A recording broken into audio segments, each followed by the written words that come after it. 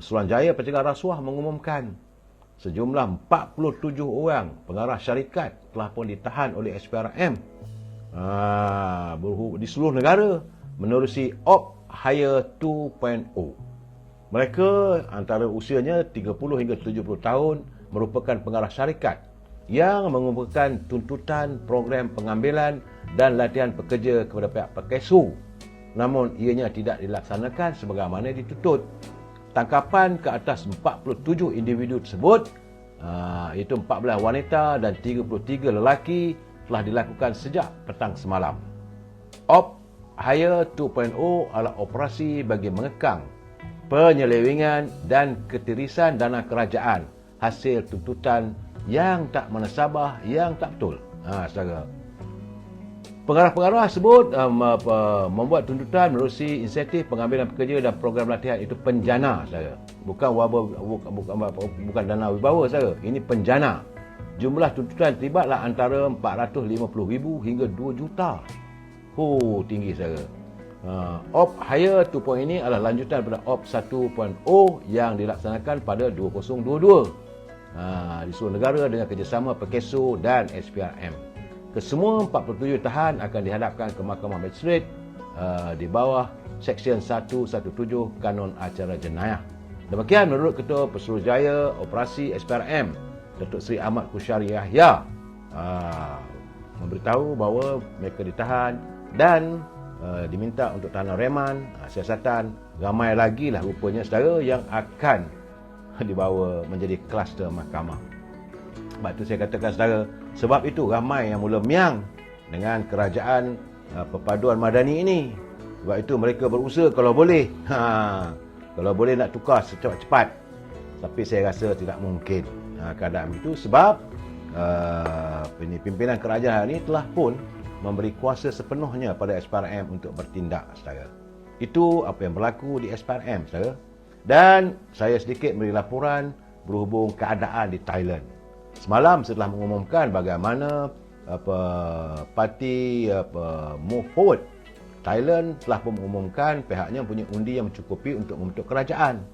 Itu kerajaan campuran macam negara kita juga, saudara. Tetapi di Thailand ni ada sedikit masalahnya kerana Senate Thailand yang dianggotai adalah merupakan pelantikan oleh junta tentera dan mereka perlu memberi kelulusan kepada calon pilihan Perdana Menteri mana-mana gabungan yang membentuk majoriti. Ini akan merupakan penghalang kepada parti Move Forward kerana mereka menentang undang-undang, menghina raja dan pemimpinnya. Jadi sukar untuk Pita Limjari Ronald, anak muda yang berusia 42 tahun itu masih terhalang lagi untuk jadi Perdana Menteri sebab dia perlu mendapat kelulusan daripada Senate.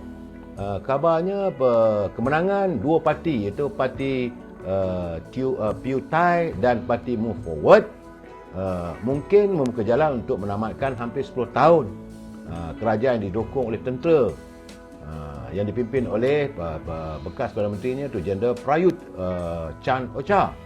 Tapi sebarang gabungan parti di Thailand, saudara, ia perlu mengumpulkan sekurang-kurangnya 376 kerusi.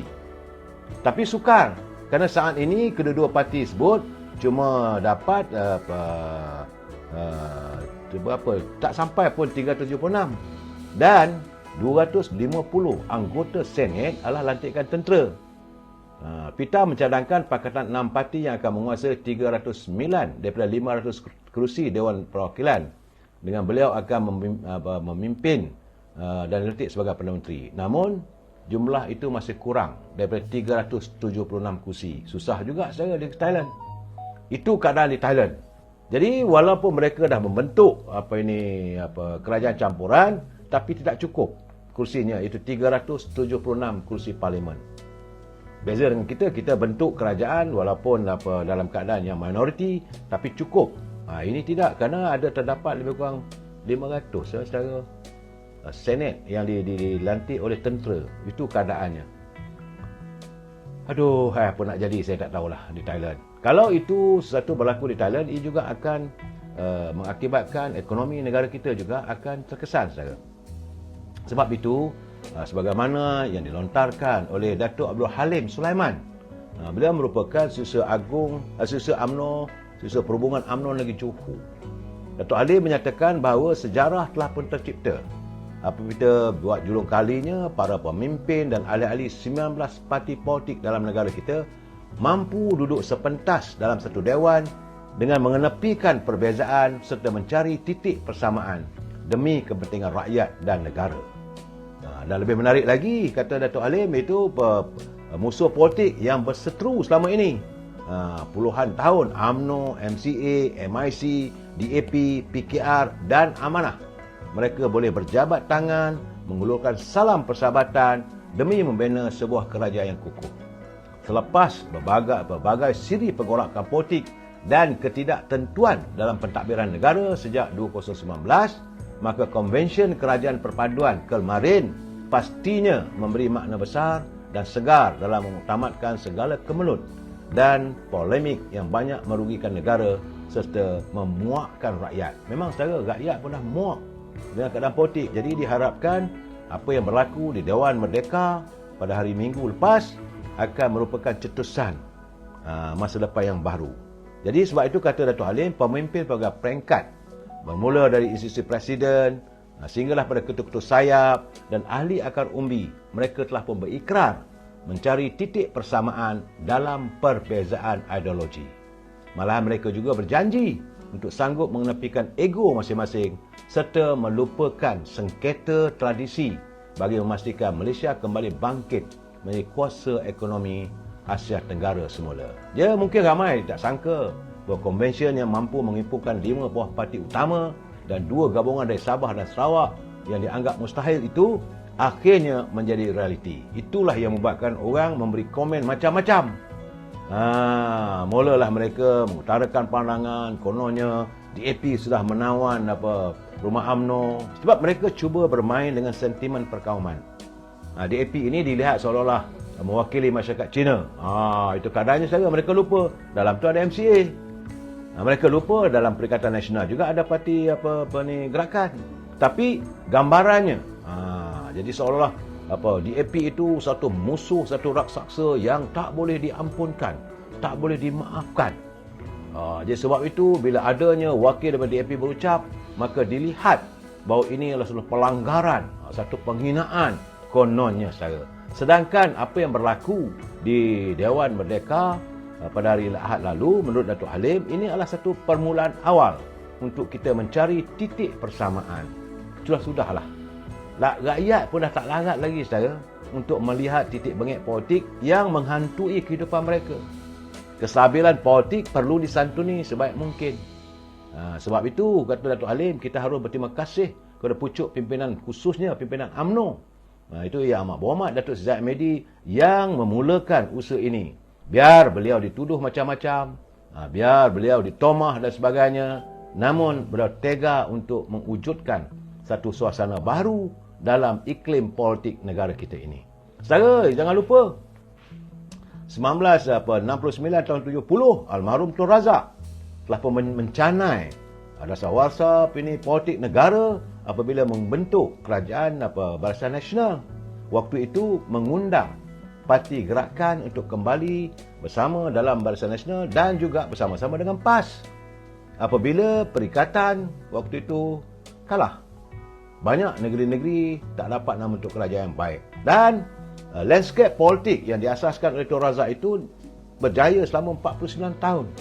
Kita mencapai kestabilan politik dan negara terus membina kemantapan ekonominya, rakyat dapat menikmati kemakmuran negara kita ini. Tapi bagaimanapun, lewat pilihan raya pilihan raya ke-14 2018 dulu serta yang terbaru pada 20 pilihan raya yang ke-15, sekali lagi kita melihat pola-pola kehancuran politik yang sepatutnya disantuni oleh semua bangsa kita ini tergendala. Dan apabila adanya pertemuan, adanya himpunan perpaduan kerajaan perpaduan madani ini, maka menolak dan menepis segala tomahan, kata-kata caci nista orang. Ternyata hari ini saudara, bahawa kita mampu untuk menyantuni rakyat, membawa satu era baru dalam politik. Ini yang kita harapkan, saudara. Saya tidak melihat bahawa ini satu dosa. Tapi bagi mereka yang tidak senang wujudnya kedamaian politik ini, mereka akan mencerita macam-macam. Saya melihat macam-macam naratif yang cuba diwujudkan. Kononnya UMNO menggadaikan prinsip. Malahan, waktu semua perwakilan, semua yang hadir memakai baju putih juga dipersoalkan. Kata mereka baju putih itu baju DAP. Mana mungkin DAP itu uniform baju putih? Semua pakai baju putih. Keadilan pakai baju putih, Amanah pakai baju putih, UMNO pakai baju putih, DAP pakai baju putih, PRS pakai baju putih, PBS daripada Sabah dan Sarawak pakai baju putih. Ini melambangkan keluhuran hati suci untuk membina satu negara demi lestari kehidupan rakyat. Tapi itulah yang dipecacai oleh mereka. Kerana kononnya mereka itu mestilah dengan pakaian baju merah warna UMNO. Kita bukan abang besar, saudara. Kita hari ini, apa yang dilakukan oleh Datuk Seri Zahid, kita bukan kingmaker. Kita adalah peacemaker ataupun peacekeeper. Supaya tidak ada pihak yang boleh mengganggu-gugat kerajaan yang sedia ada. Sebab itu, menurut kenyataan Ketua Wanita UMNO Malaysia, Datuk Seri Noraini, beliau menolak sebarang andaian kononnya ramai ahli UMNO akan keluar dari parti itu kerana pemimpin DAP masuk ke Dewan Merdeka. Ini bagi saya itu satu alasan yang tidak masuk logik. Jadi sebab itu Datuk Seri Noraini dia kata andaian itu ditolak sama sekali, tak masuk akal. Saudara. Sebaliknya katanya kemasukan pemimpin DAP ke Dewan itu perlu dilihat secara positif, khususnya dalam konteks pembentukan kerajaan perpaduan yang kini sedang mengemudi negara. InsyaAllah Datuk Seri Noraini menegaskan tidak ada ahli UMNO keluar parti. Jadi kita akan gunakan kekuatan parti masing-masing. Bagaimana UMNO ada kekuatannya sendiri, Pakatan Harapan juga ada kekuatan sendiri, GPS di Sarawak ada kekuatannya, JRS, Gabungan Rakyat Sabah pun ada. Jadi kita lihatlah. Yang negatif ini kita ketepikan dan kita lihat dengan cara yang positif. Demikian beliau mengulas kenyataan ada pemimpin yang tidak lagi berada dalam UMNO. Kononnya mengundang DAP itu membuatkan ahli UMNO mungkin marah. Saya pun tak faham, saudara. Aduhai, saudara.